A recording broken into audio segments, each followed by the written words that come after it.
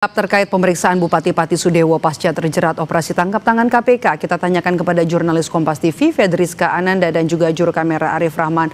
Rizka, selamat petang. Bagaimana dengan pemeriksaan Bupati Pati Sudewo?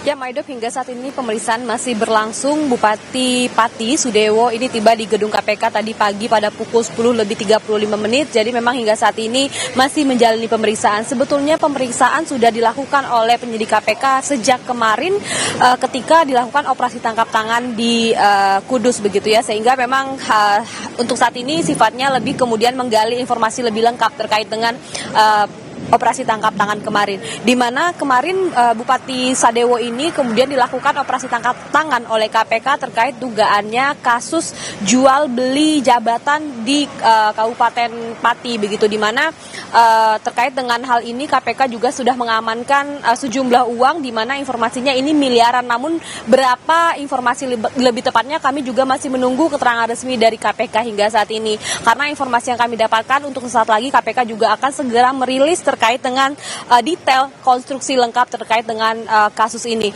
Tidak hanya itu, Maidop dan juga saudara, perlu kita ketahui juga bahwa sebetulnya pada tahun 2025 lalu pada bulan Desember, Bupati Sudewo ini juga sebelumnya sudah diperiksa oleh KPK terkait dengan dugaan transaksi suap begitu ya di Ditjen Kereta Api. Jadi memang ini memang kasus yang berbeda, namun nama Sudewo ini pada kasus sebelumnya ini diperiksa sebagai saksi. Sehingga memang bagaimana kemudian konstruksi kasus dan juga status Sudewo hingga saat ini kita masih menunggu konfirmasi dari KPK terkait dengan rilis yang akan dilaksanakan. Hingga saat ini setidaknya ada 8 orang yang sudah ditahan oleh KPK sejak kemarin. Jadi kita menunggu bagaimana kemudian peran masing-masing dari para terduga yang memang akan dirilis oleh KPK hingga sore ini. Ya, Bupati Pati Sudewo masih diperiksa di gedung KPK Jakarta hingga petang ini. Terima kasih laporan Anda jurnalis Kompas TV Fedriska Ananda dan juga juru kamera Arif Rahman langsung dari gedung Merah Putih KPK Jakarta.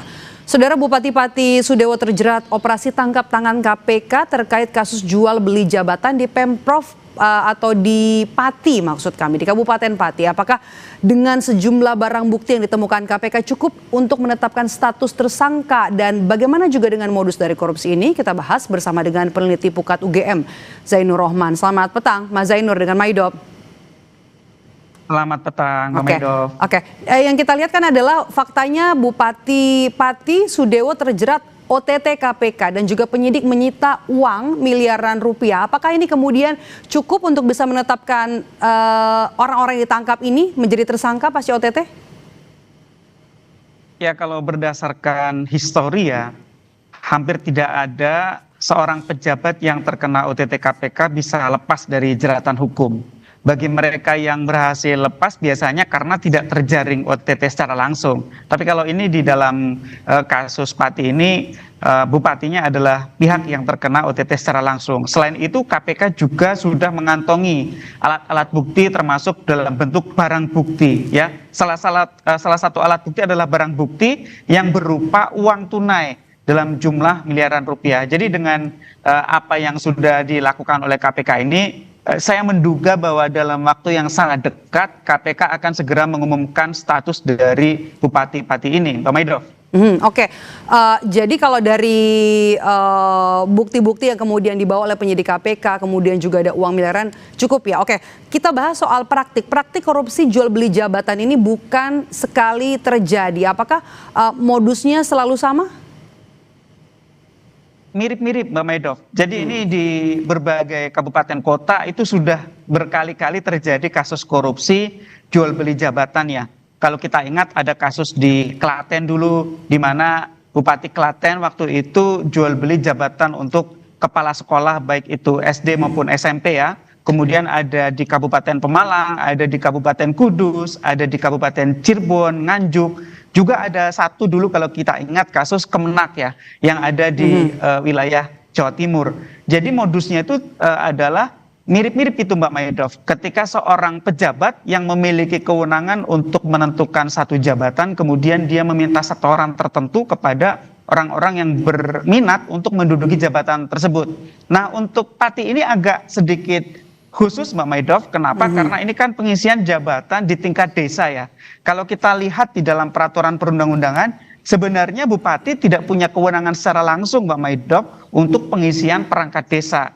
Tetapi ada satu belet, ada satu peraturan bupati di Pati bahwa untuk pengisian jabatan perangkat desa, sebelum melalui satu proses, maka kepala desa harus terlebih dahulu meminta izin kepada bupati bahwa akan dilakukan satu proses seleksi bagi perangkat desa. Nah, kemungkinan inilah yang kemudian diuangkan oleh Bupati Pati. Bagi desa-desa yang ingin mengadakan pengisian jabatan perangkat desa yang kosong, maka dimintai sejumlah uang. Nah, kasus seperti ini juga sudah pernah terjadi di kabupaten yang lain ya, di mana kemudian bupati ini meminta setoran, biasanya bekerja sama dengan camat Mbak Maidov. Kenapa? Karena semua proses mulai dari perizinan, pembentukan panitia pengawas, sampai kemudian hasil dari seleksi perangkat desa itu melibatkan camat. Jadi biasanya ini seperti piramida gitu ya, ada camat yang terlibat untuk melakukan proses pengurusan dan mengumpulkan uang untuk disetorkan kepada bupati. Mbak Maidov. Oke, kita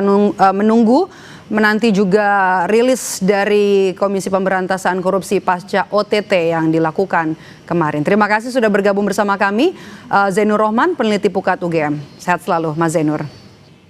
Terima kasih.